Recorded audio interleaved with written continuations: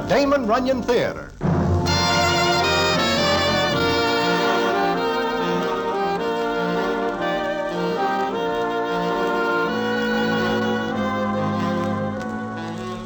Once again, the Damon Runyon Theatre brings you another story by the master storyteller, Damon Runyon. And this one, Tight Shoes. And to tell it to you, here is Broadway. Thanks. All this begins because Rupert Salsinger is a very conscientious character.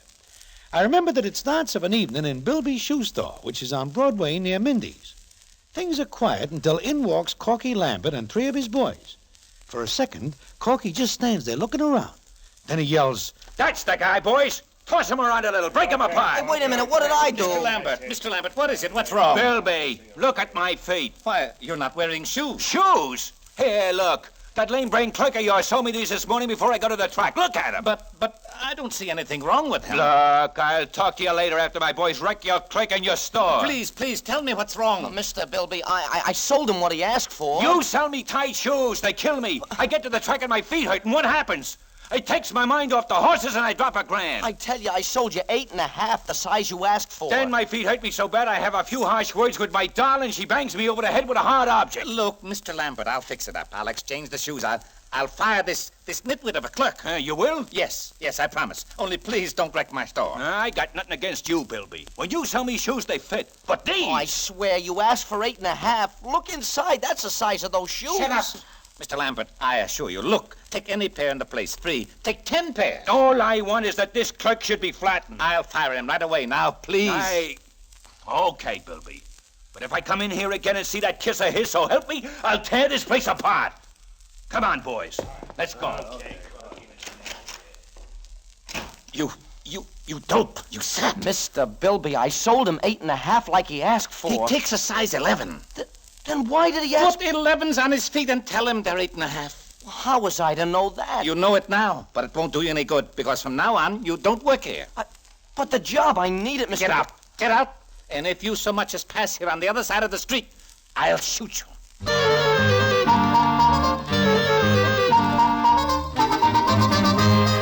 So Rupert Salsinger is out of a job because of a pair of tight shoes.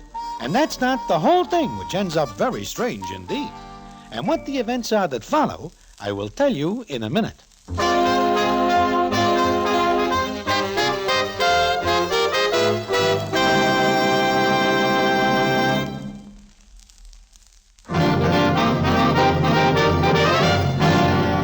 And now, back to the Damon Runyon Theatre and the famous story, Tight Shoes.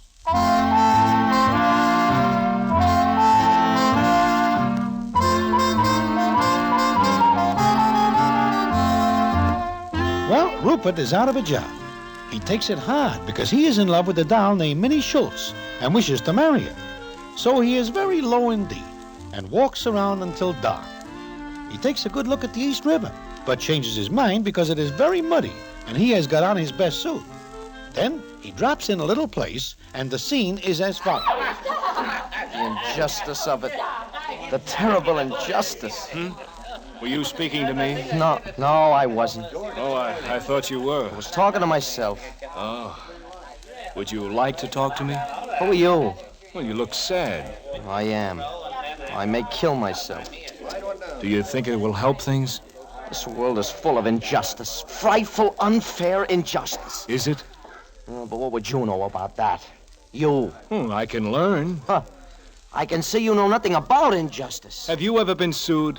What's that got to do with it? I have. Dozens of times. Sometimes I think it's a career. Go away from me. Leave me die in peace. Well, I'm only trying to help. Help? You? Huh. Look at you. Expensive clothes, full dress. Well, how do you know I'm not advertising something? Your shirt front doesn't light up. Oh, should it? Look, I don't know who you are, but I don't like you. Why not? I can tell from looking at you that you never worked in your life. Well, come to think of it, I haven't. Yeah, there you are. So what would the loss of a job mean to you? Nothing. What would losing the chance to marry the girl you love mean to you? Nothing. Go away. You interest me. Oh, who are you anyway? My name is Calvin Colby. Oh, I thought so. Playboy. Strictly a hurrah Henry. I feel sorry for you. You look so sad. I don't like to see people sad. That's just talk. Someday people of your class will find out what it means to be the butt of injustice. Once the barricades are up, look out. Look, Mr. Salsinger, Rupert Salsinger. Remember that name, buddy, because someday it will be a flaming torch of liberty. Well, you can't get lighted up on a soft drink. Look, I'm very interested in all this. Why not tell me about it? What for? Well, I don't know. It just sounds like a good idea. Besides, the idea of barricades in New York intrigues me. Oh, dilettante. Typical of your class. I'm a good listener. What do you say, Rupert? Mr. Salsinger? All right. Mr. Salsinger. Begin at the beginning.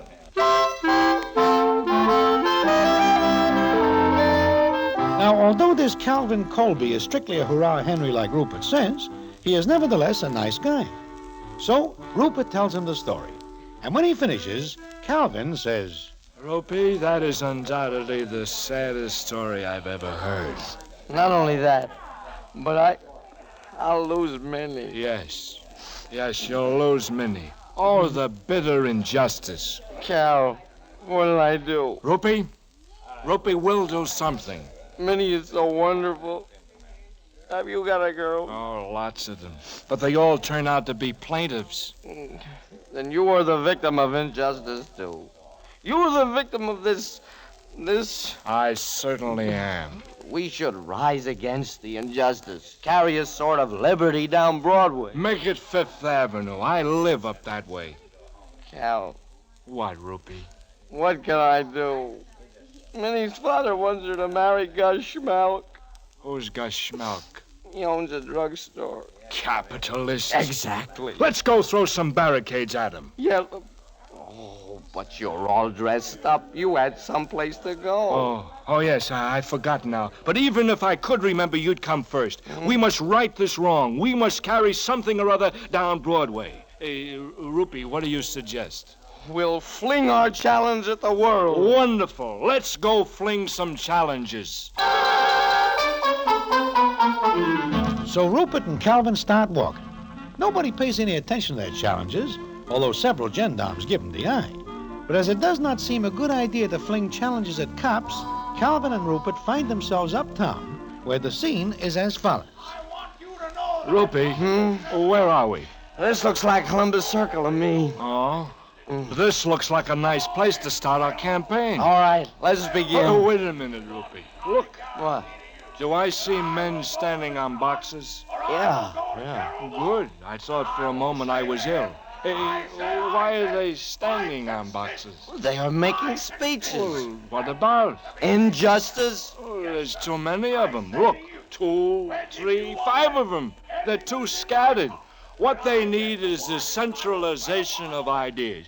They need the strong guiding hand of an organizer, one man to speak for them all. You are absolutely right. And my father always says organization is the greatest thing in the world. You must meet my father someday. And my mother. They're my parents. Sheer coincidence. Don't let it worry you. Rupert, I have a wonderful idea. Get me a soapbox. Why? I'll tell the world about the great wrong done to you. Here, help me up on this bench. Oh, wonderful. Up you go. That's Up it. you go. Now we'll go to work. Here you are, ladies and gentlemen. Here you are. Step this way. I have something to say. Rupert, drum up some business. Oh, sure. People, comrades, here's your leader. Step up and listen to him. And what are we giving away? Nothing. Step up. Step up. Step up. Step up. Listen to the truth. I speak against the injustice of the world. I speak of my friend here, this downtrodden man who, because he needed a pair of shoes, was thrown out of a job and cast from society. Here, here. What? Here. Oh. Never in my life have I been so disturbed by such a wrong. Look at my friend. He has no shoes. And what's he got on his feet? I'm glad you asked that, friend. What has he got on his feet? Shackles. He has given the best years of his life to his employer. Now that employer thrown him aside like an old shoe. Yes, an old shoe. Here! Thank you. Now, what shall we do to right this wrong? I say on to Bilby's shoe store. On to Bilby's. On to Bilby's, the symbol of man's inhumanity to man. So Calvin steps off the bench and starts to walk. Now, a guy in full dress who wants to march on a shoe store is a curiosity even in New York. So the citizens around there who have got nothing better to do line up behind Calvin and Rupert, and the parade starts. At first, there are only a few, but before they get 2 blocks, this increases to several hundred.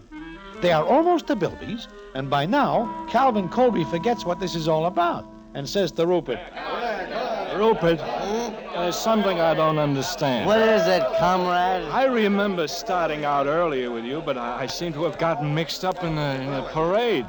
Is it St. Patrick's Day? No, we are marching to Bilby's, What's that? the shoe store, Oh. Why? to right a wrong. Oh! The cry is forward! On to Bilby! There it is, there it is.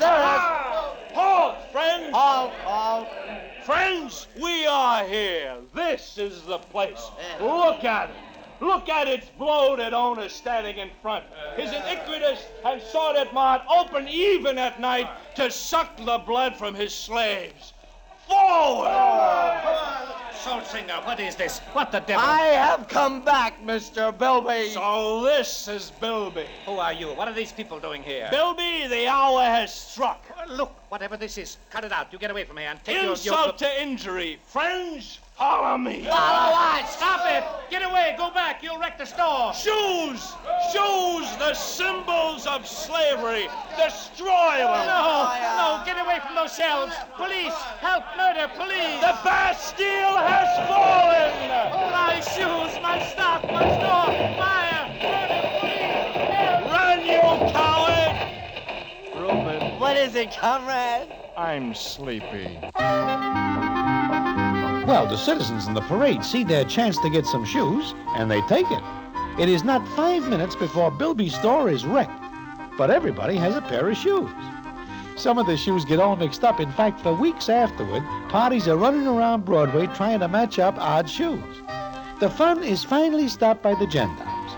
And what happens later, I will tell you in a minute.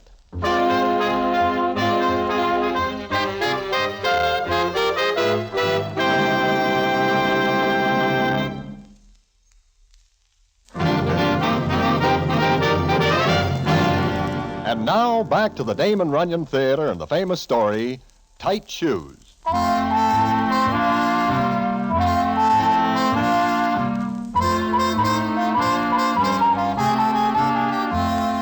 Like I say, the gendarmes break up the festivities, and Rupert and Calvin are bounced in the clink.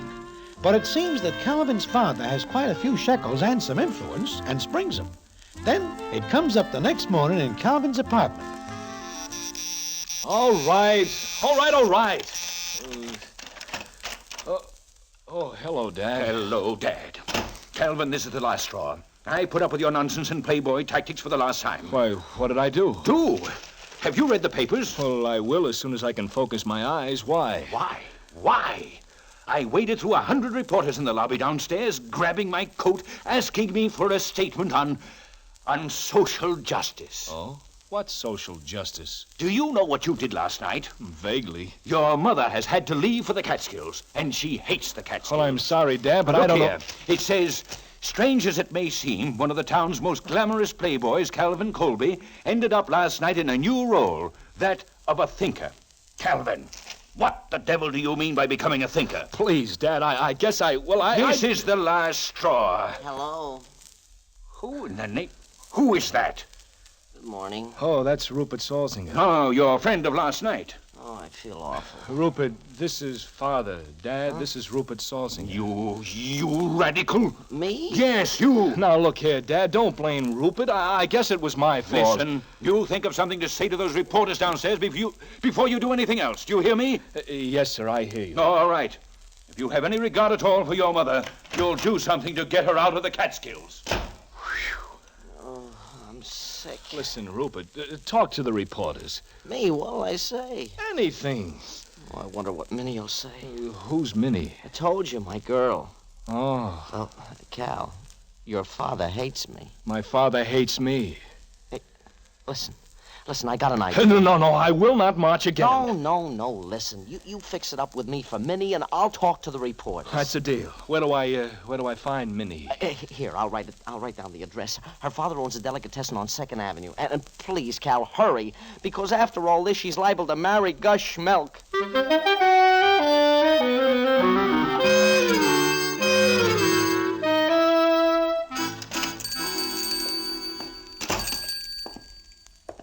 Yes, sir. May I help you? What? May I help you? Oh. Is something wrong? Oh, no. I'm sorry, but I'm looking for Minnie Schultz. That's me. You? You're... Oh, no. Oh, yes. What do you want? Who are you? Are you sure you're Minnie Schultz? Yes. Well, what are you staring at? I'm sorry. My name's Colby, Calvin Colby. You're Calvin Colby? Oh, I think so. I came to tell you that Rupert is all right. Oh, Mr. Colby, that was a wonderful thing you did last night. What? Wait till I come around the corner.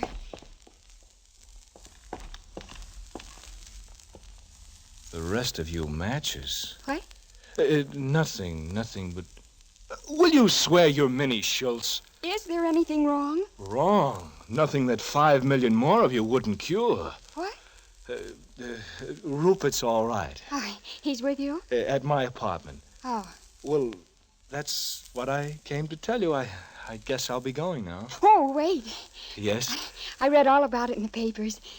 It was wonderful for a man like you, with all your money and position to fight for Rupert and other people. But you see, I really didn't do anything. I was... Oh, and you're modest. Modest? Well, most people in your position wouldn't even look twice at Rupert. They wouldn't care. But you actually... What was wonderful. You really think so? Yes, I do. How is Gus Schmelk? Why? Just thought I'd ask. Are you going ahead with your work? My work? Well, you're not going to stop now. Why, everyone's talking about you. How you changed overnight from being a Playboy? Yes, into a wonderful person. Look, Miss Schultz, Please, call me Minnie. Yes, Minnie. Well, look, I have to tell you that... Yes? What are you going to tell me? You really think it was wonderful? Splendid. And you think I'm wonderful, too? You say Rupert's all right? Just fine. Why didn't he come to see me? Well, he had to talk to some reporters. Oh. So I came instead. I'm glad you did. You are? Why? Did you want anything else, Mr. Colby? Calvin? We have some nice bologna. $1 worth. That's a lot. Make it $5 worth. Why? Are you giving a party? Oh, no. It'll take you longer to slice that much.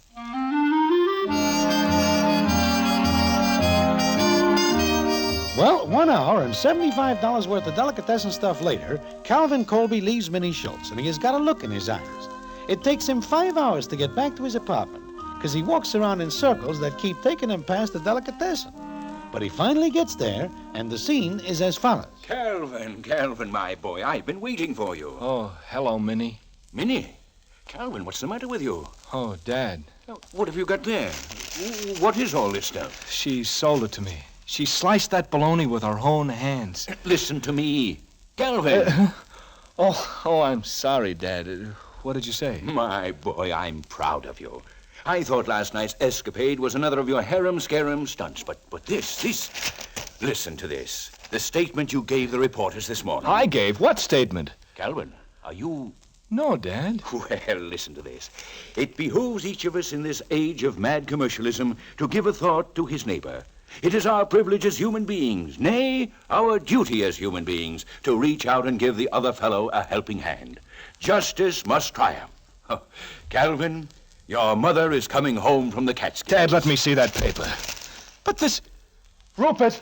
Rupert! I'm proud of you, my boy. I must admit that for the first 25 years you kept us guessing, but now, keep up the good work, son, and I'll do everything I can to help you. Goodbye, son.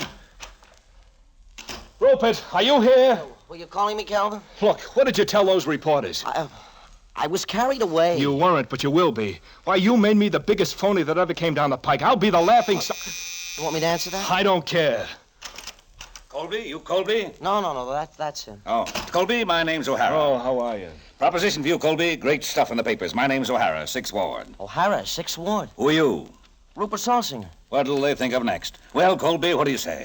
Say what to what? Run for Congress, social justice ticket. We need a man, you're it. What? Me? Why, you're crazy. Strike while the iron is hot. You're a cinch. You'll get votes. Now, wait a minute, O'Hara. I don't know... time. Got to get an answer now. Take it back to the big boy. Well, look, take him. Him? Why? Well, he's your man, the little man wronged by society. He'll get more votes than I could. Maybe. Me? Me run for Congress? Either one of you makes no difference. We got to have a man who's going to win. Toss a coin. I step aside for my friend and colleague, Rupert Salsinger. What do you say, Salsinger? Yes, I'll run. I shall step into the legislative halls of our nation with the true spirit of democratic ideals spurring me on. My every effort will be bent toward making... Save it.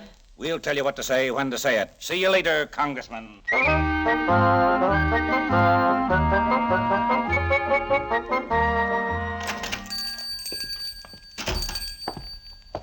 Yes, sir. May I be... Oh, hello. Hello, Minnie.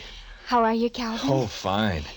How's Rupert? Oh, he's busy, but he said to tell you he'll be down to see you the first chance he gets. I haven't seen him in 2 weeks. Well, Minnie, you know how it is. One thing and another. Uh-huh. I know how it is. But I'm sure that when he gets straightened around, he thinks about you a lot. Sure. You love him, Minnie? I promised him I'd wait for him until he got a good job. He never did have much. I always felt sorry for him. I see. Minnie. What? Nothing. What were you going to say? Nothing, honestly. Oh. Looks like it's going to rain. Uh-huh. Looks like a storm. With lightning and thunder. Uh-huh. Minnie, there's something I have to tell you about me. That night when What? You thought I did a wonderful thing. Oh, it was. And you thought I was wonderful. I still do. Okay. Well, I guess I'll be going. I've got some things to do, and it's hard to get a cab when it rains. Well, say hello to Rupert for me, will you? Sure. See you later. Well, that is that. It seems Minnie will not tell Calvin that she is in love with him, and he will not tell her because of Rupert. Anyway, he gets back to his apartment, where Rupert is still staying, and the scene is as follows. Oh, Cal, I'm so glad you're back. Why, what's the matter? Minnie phoned. She said she won't wait any longer. She won't? No. She won't? She'll give me a half hour to get down there, Calvin. I gotta get dressed. Help me. Well, sure. I'll never get a cab in this weather. Well, take the subway to 2nd Avenue. Walk over from there. Yeah. Oh, my shoes. Where are my shoes? Oh, where did you take them off? No, I remember now. I sent them out to be fixed. Calvin, I haven't got any shoes. I can't go out without shoes. Well, send for some. Sure, Bilby's. Get Bilby's. Tell him to get a pair of shoes up here right away. I only got half an hour. So they send for some shoes, and Rupert flies out to get to Minnie's. Calvin waits in the apartment. A half hour goes by, then an hour. By this time, Calvin knows that any chance he has got is gone when something happens. Hello? Rupert? Minnie, is that you? Yes. Calvin? Yes. What's the matter? He didn't come, Calvin. He didn't come. He didn't love me after all. I waited for him for 3 years, and he couldn't get here in a half hour. Well, look, does that mean you... I mean, Minnie, listen, will you wait any longer? No, I won't. Minnie, I love you. You love me? Yes, ever since I first saw you. Why didn't you say so? Oh, Minnie, never mind that. Now I'll explain later. Listen, I'll be right down there. Oh, I love you. I'll wait. How long? Until you get here. Listen, Minnie, if Rupert gets there first, kill him.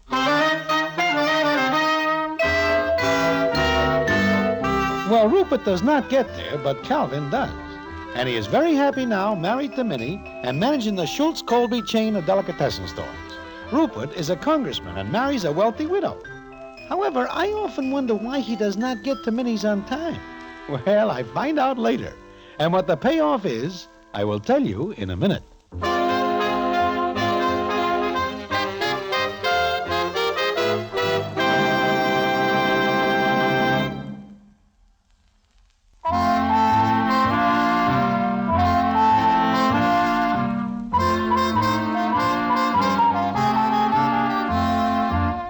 I say, I often wonder why it is Rupert does not get to Minnie's in time. I find out one day when I go into Bilby's shoe store to buy myself a pair of kicks. Old man Bilby puts a pair on my feet and says, There. How's that, Broadway? They're a little big, I think. You take 8.5. These are 8.5. You should have a little room at the toes. There's nothing worse than tight shoes. Yeah, I guess you are right. I will take these. No, sir, nothing worse than tight shoes. For some people. Huh? For some people? I remember the time I saw a man sitting on the curbstone in agony because he couldn't walk. He was in a hurry to get someplace, too. Oh? Who is that? I got even with him for wrecking my store. Wait a minute. Do you by any chance mean Congressman Rupert Saltzinger? I sure do. He had to have a pair of shoes fast once, so I sent him a pair. Took them up myself. They felt all right at first, but after you walk a block in a pair of shoes a size too small, well, yes, sir, he walked as far as he could, then couldn't take another step. Yep, ain't nothing worse than tight shoes.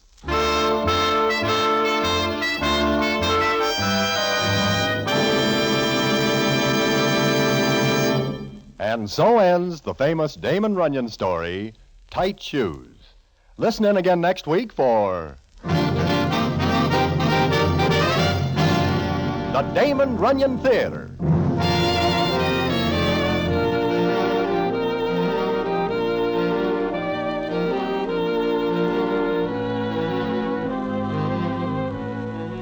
The Damon Runyon Theatre with John Brown as Broadway is directed by Richard Sandville, and the story is adapted for radio by Russell Hughes. Vern Karstensen is in charge of production. This is a Mayfair production.